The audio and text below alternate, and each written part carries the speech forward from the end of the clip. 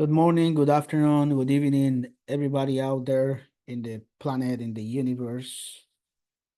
Um, my name is Yusir Ortega. I am a neurodivergent person. I have ADHD. I was diagnosed late in life with ADHD, but it didn't come with a surprise as I finally got an answer to all the reasons how I have been in the past and why not. Some of my closest friends realized that, yeah, I don't have any doubts of that. Like I knew there was something odd about yourself and something different from others, not in a negative way, but just different that they couldn't put the finger to, you know what I'm saying? Let's see what I got here. So today I don't think this is gonna be a very long video, but I will discuss something that has come out in the discussions about neurodiversity, but also mental health issues and why not. And it is the topic of masking, or some other people call it camouflaging. And I will explain this in a minute because, like I said, all of these concepts and ideas and uh, vocabulary, all of this is new to me in a sense for a while. Like I knew all of these. I've been having all of these things, but I didn't have the vocabulary to explain this. And it's interesting because today I want to share two books that I've been engaging with. One is this book. I hope you can see it or not. Taking Charge of Adult ADHD, proven strategies to succeed at work, at home, and relationships, by Russell Barkley. So I have read this for the past 3 or 4 or 5 years, and it has great sort of suggestions and ideas. Um, but I feel like if you see there is like a tab here of the last thing that I did, and I have the receipt from this book, and this book was bought in 2022. No, well, something like, I don't even remember. Let me see. Yes, 2022, May 29, 2022. So it's been 2.5 years or so when I bought this book, and as you can see, because of this receipt, I have not necessarily been through the book, and now I realize obviously it makes sense because of the ADHD. Is like you don't finish certain tasks, right? And also because the book, I feel it's coming more from a clinical perspective rather than an experiential perspective. And to me, I found it, and I found some of these literatures to dry to me, but I understand it's more from a medical, clinical, scientific perspective of uh, the issues, psychology, so to speak. So this one did not resonate, and I go back and forth once in a while to find some ideas. And it has, don't get me wrong, it has wonderful ideas about like practical ideas about what to do and how to go about ADHD in general. Like for example, it has to get started, get evaluated, know what type of ADHD you have, whether you need medication or not, and how to change your life, everyday rules for success, mastering ADHD. And so it has specific things that you could do to help you. I don't think it is pretending to change your or or or to alleviate the symptoms, so to speak, but it's a good guide, and I highly recommend it to those who need it. However, as some of you know, if you've been watching my videos for a while, you know that I'm a different person. I'm more visual person, and I am more like related to the visuals and the arts, etc. So I came across with this other book, How to Finally Understand Yourself, the Mini ADHD Coach by Alice. Gendron or Gendron. I don't know how to pronounce it, but I apologize for Alice if I am mispronouncing the last name. Um, this book, when I pick it up at the store, couple months today, what attracted me the most, obviously, it was, it's coming from a person who was also diagnosed late in adulthood, ADHD, and I believe it's Alice who, the one who experienced ADHD for a while and was diagnosed late. But the reason why it caught my attention is because it's very visual and it has lots of beautiful drawings. It's less um, dry compared to the other one, so to speak. Here you go. Let's see. There you go. Something like that, like it has a lot of drawings like this, and that explains most of the things that about ADHD, and it's also coming from an experiential perspective.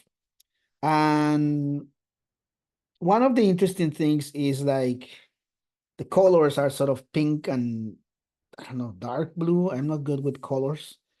So you would imagine that this book is, and I guess, and I believe, I want, I don't know, like I think Alice was sending, or was when she was writing this book was mostly for female experiences. But I want to believe that I don't think ADHD, although it's experienced in different way for female and male individuals, I didn't care because for me it was what attracted me the most was again like the colors and the everything that was inside was very appealing to me. But no, it was not attractive because oh my God, it's for female. I'm not gonna pick it up. But it's more about the content. It's easy to read. You totally understand for many things that she describes here. But because the topic today is about masking, I realized that this book has guided me through many ideas, and one of those ones is about masking. So I'm gonna read through what she has said about masking, and then I'm gonna go through some ideas that are out there in the whatever academic, clinical, medical world, but also through my experience about masking. So Alice says in the book, masking means hiding your traits in order to appear normal. The tendency to hide ADHD behavior varies greatly from person to person. And I agree with her because I think some people are able to mask that appear normal, and some others are not necessarily able to mask because whatever reason. And then you can see, oh, of course, they are not normal, right? So some are so good at masking that they are even misdiagnosed with another condition or remain undiagnosed with ADHD. And I agree with this because obviously for my 30, 40 plus years before the diagnosis, I was behaving normally. And I didn't know specifically that I had ADHD until like I knew about it. And then if you want to know more about it, go to chapter number 1 of the first episode of this series where I explain the roots and the genesis of this thing. And that's why it's important to mention that the person assessing you, that you are adapting and camouflaging your behavior during ADHD assessment. And when she says this, it got me thinking that as I was doing the assessment, I remember that I was camouflaging, and the doctor said, don't camouflage. You have to let the other speak to yourself. And I did so, and that's why I got the result because I realized that I was putting a barrier and trying to answer like a normal person. I was like, but I don't have to do this as a quote unquote normal person. So I like the way Alice is describing masking. And for today's presentation, I brought this nice mask that I got in in Peru, I believe. I think it was in Peru or Ecuador. I don't remember clear. Maybe Ecuador. But I like this mask. Represents the topic for today, masking. It's a nice mask. I would put it on, but then it was not gonna look good on the thing. But it's like a mask that we put on every day So we appear normal, but then by doing that, then we're not ourselves, and we are not who we are. So, reading through literature, I learned that masking in neurodiversity, it typically refers to a practice. So imagine it's a practice, something that we do on a regular basis as neurodivergent individuals, to camouflage, to conceal, and some people have said to suppress their natural behavior and traits because we want to fit into the neurotypical social norms. So we want to fit into the normal life. And I don't know what the normal life is anymore. And then we can discuss what do we mean by normalcy or normality and typicality or typical, etc. And I learned recently by other ADHD people the term normies. They call it the normies. I so funny when I heard about it. I was like, oh, we're neurodivergent, and then the others are normies. So we are so camouflaging, concealing because we wanna appear to be like the normies. And this involves many different things that I will explain in a minute, but most of it is mimicking social behavior, suppressing the natural ways of doing things for us, um, by forcing the eye contact. It's so painful when you have to look at a person's because you want to appear normal, right? Or pretend to be use different types of facial expressions because you want to appear normal. And as I was reading a lot of research articles and papers and why not, I read that there is a lot of social stigma and marginalization. That's why we all camouflage because we want to appear to the general public that we don't have a disability or a neurodivergency, and because we don't want others to know these things, that's what we camouflage to avoid that stigma. Oh, there he goes. Oh, there she goes, the person who is disabled, and why not? And to be honest with you, now that I look back, it's tiring, it's exhausting, and it's anxiety provoking when you are into social situations, into situations that you have to go into a meeting, go face people, even into relationships, and in concealing, camouflaging who we are. It can be marginalizing because sometimes you are like, instead of you going and face sometimes some situations, you reject, you retract, and you don't do it, and then you feel marginalized. So in a sense, for me, I believe, according to the literature, but to my own experience, masking, camouflaging, concealing is a way to cope. It's a form of social survival that is and can be displayed in many different ways, depending on the different situations that we are put into, right? But it's a way to survive, right? It's a way to cope. And it's also painful. People, the normies, they don't see this, but it's a lot of pain inside. And due to that, society pressure and expectations, because society in general, there is an expectation that you are supposed to be this kind of person.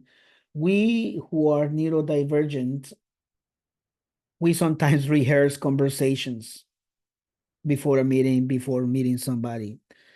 And now that I realize of the many, many times that I have rehearsed conversations in my mind, asking questions and answering questions before a meeting with colleagues, before a meeting with friends, before a meeting with a significant other, in the bathroom, when I'm taking a shower, or when I'm riding my bicycle to work. I'm rehearsing all the time what I'm gonna say, how I'm gonna say it. And because of this society pressure and expectation, I sort of take notes on how I'm gonna plan my response to the different ways in which I'm going to answer a particular question. Or sometimes we fake smile, sometimes mirror different types of gestures from people, etc. So there are different practices. That's why at the beginning of this conversation I said, um, masking or camouflaging, it's a practice. And this practice, for unfortunately, can have a profound impact on mental health. Like I said, it's painful. I've been doing this since I was a teenager, when I was sort of more aware of my life. But now, as an adult, moving into older adult life, it is painful and it impacts your mental health. And because we have to appear normal, obviously people out there, oh, can say, but I never noticed about this. I never noticed this about him. He appears so normal. And I'm gonna make a little pause here, because I know and I'm aware of people who take their own lives earlier because of this issue.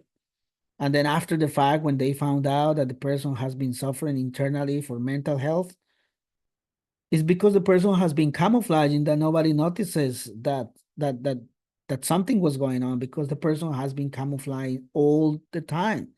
That friends and colleagues and relatives, they say, but he or she appears so normal. That's what I'm saying. Like this practice is good, but it's also bad because it has a profound impact on your mental health, and mostly also in your self-identity and who you are and how you identify to yourself and to others. And in general terms, to the well-being of who you are. It affects you as well. And sometimes, but not all of the times, it leads into association.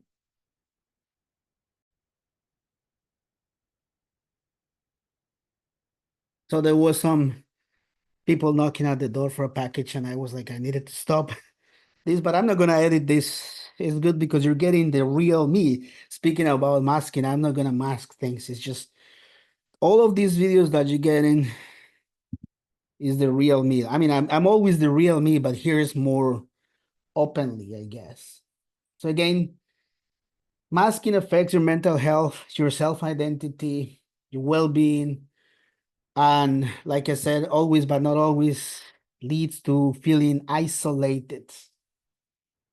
And yes, this is true. A lot of people feel isolated because they don't want to go out. They don't want to talk to people because they don't want to be appearing subnormal, abnormal, right?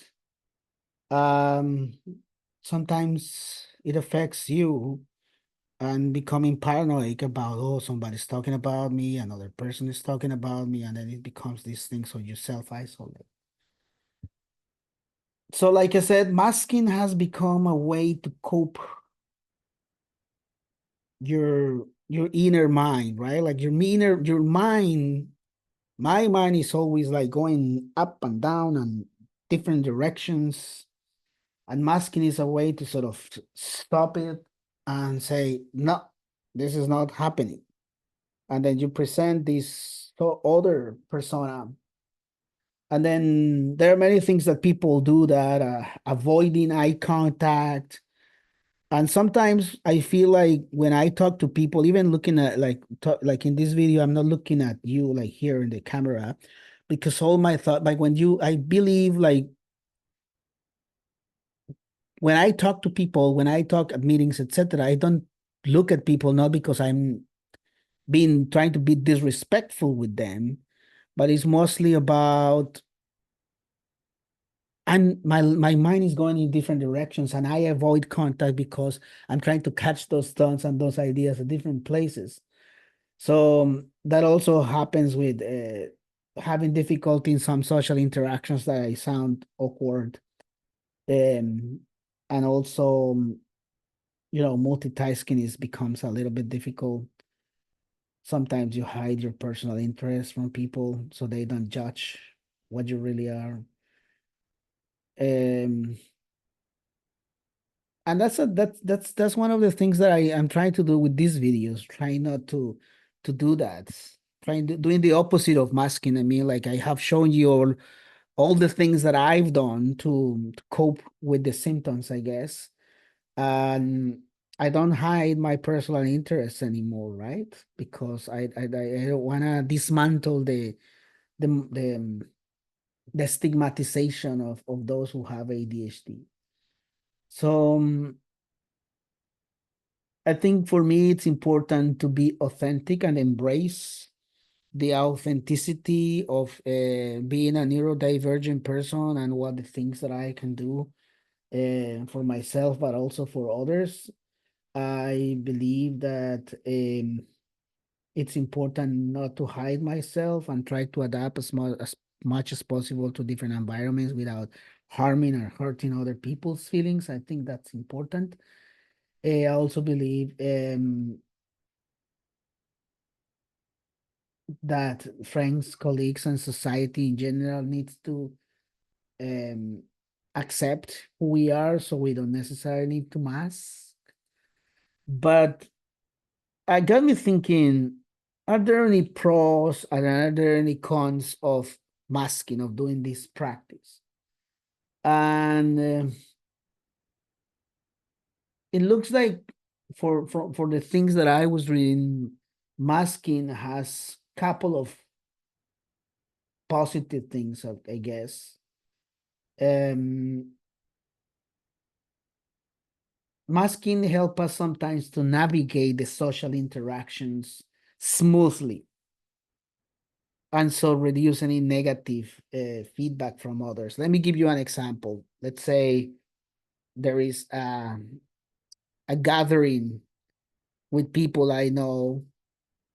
So then, depending on where I'm going, then I have to say to myself how what I'm gonna wear, for example, because to avoid this um, negative feedback from others.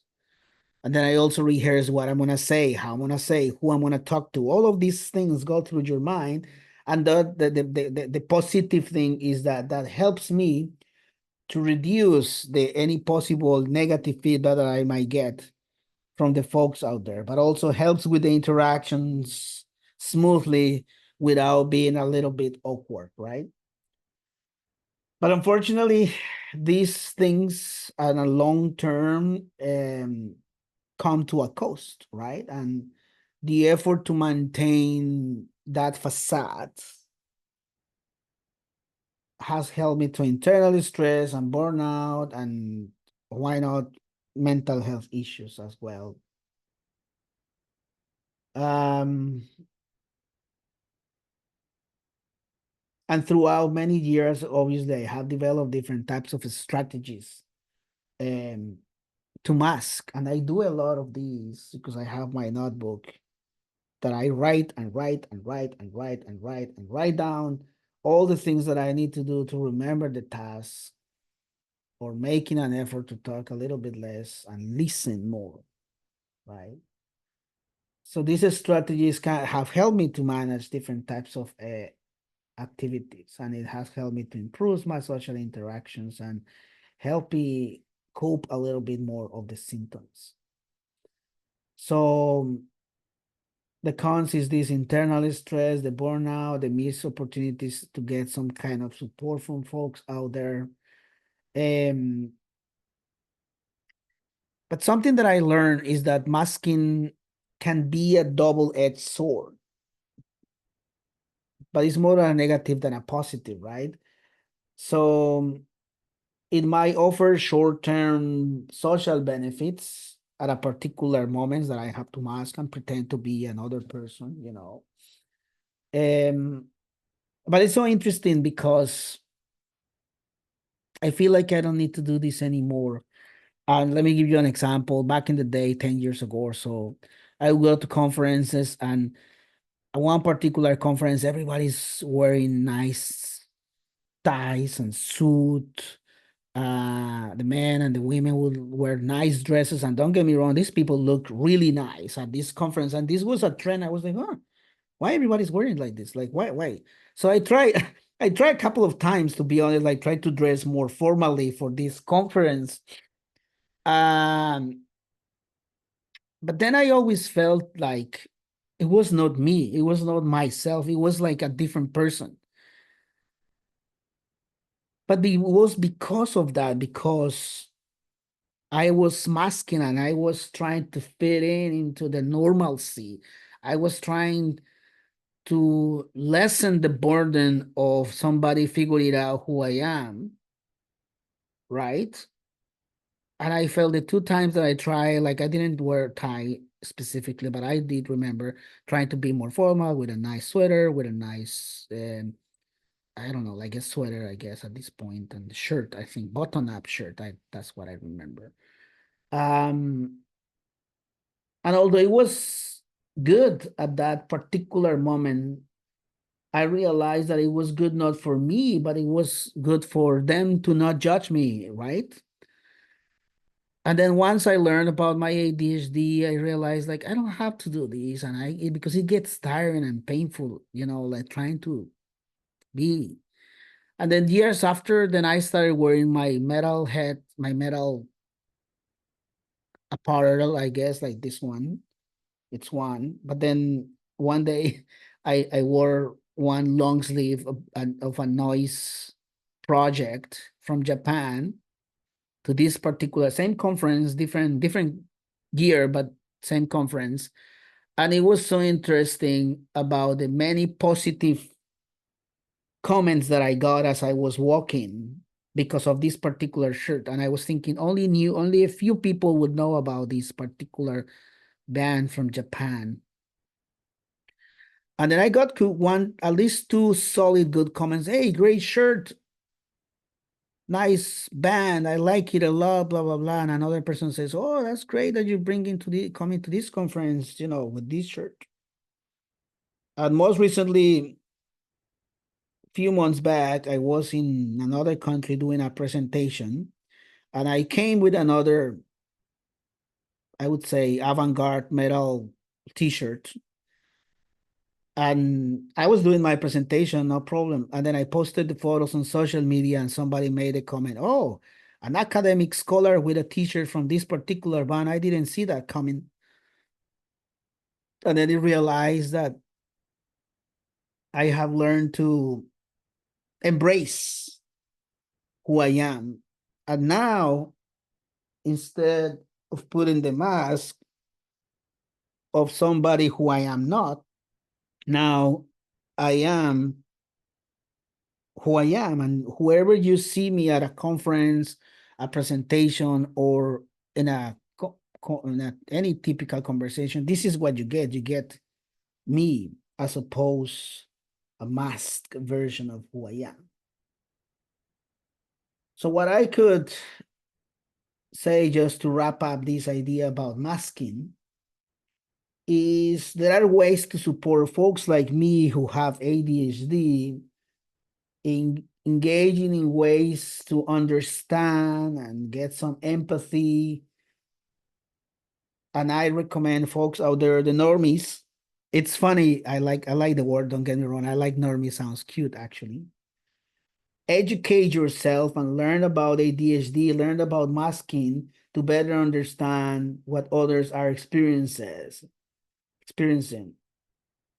And to be honest, when you get educated, then you learn more about yourself and learn more about others, and you can better support them whenever it's necessary, right? Another thing that I always say and recommend folks out there is to create a safe space, a safe environment that encourages the communication and create non-judgmental spaces where people with neurodivergence traits, I guess, feel safe to express themselves without the fear of a stigma or criticism. And one of the good things that I have learned throughout the many years is that we, the neurodivergent people, are great people. And I'm gonna do a parenthesis because you should see that dating on the spectrum, or not dating on the autism, or blind dating on the autism spectrum. Netflix show from Australia, but then I think the United States did another one. I think that's a wonderful one, way to know more about people on the spectrum or on autism spectrum, but also neurodivergent people. So if you create a space for all of us, or everybody for that matter, then we will feel safe without fear of any type of a stigma or criticism. Um, if you have the chance, you can help others to find some professional support, to folks out there who really need it. Provide the support if necessary. If you are in administrative positions, then you can support these folks with the things that they actually need. And one of the things that I like the most is about celebrating the strengths. Focusing, the normies can help us focus on the strengths and achievements. Providing positive reinforcement can help us boost our self-esteem and reduce the need to mask at all. So in other words, I do a lot of things, as you can see throughout my videos. And I think I'm celebrating all the things that um, who I am. And as a matter of fact, earlier when I paused this video was because I was getting the a package, and I just got a package of a cassette tape uh, from one of the projects that I'm gonna show in a second. So as a matter of fact, you're gonna help me to unbox the package that I just got, because we are celebrating our strengths. And I like, look how happy I am. I got a cassette tape for my colleague and friend who's also neurodivergent, Peter J. Woods. We create a project in which we created noise music, right? Look at that nice, beautiful cassette tape,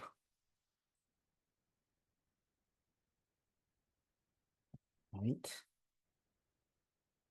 So because of the neurodivergency, and because I'm a neurodivergent person, some of the many things that I do is noise music, but this is the connection between noise music that you read in the other or watch in the other videos, and how I connect my passion with noise music and the academic world. So this is the product of both of them, and here they are. So that's what I was talking about, the celebration of those strengths. It's important. And then for you, the normies out there, it's important to be patient and understanding and recognizing that masking can be exhausting for the other person. Be patient. I'll take time to relax and understand and recharge, and you as a normie can take some time and understand. And something that I try to do as much as I can is to promote self-acceptance.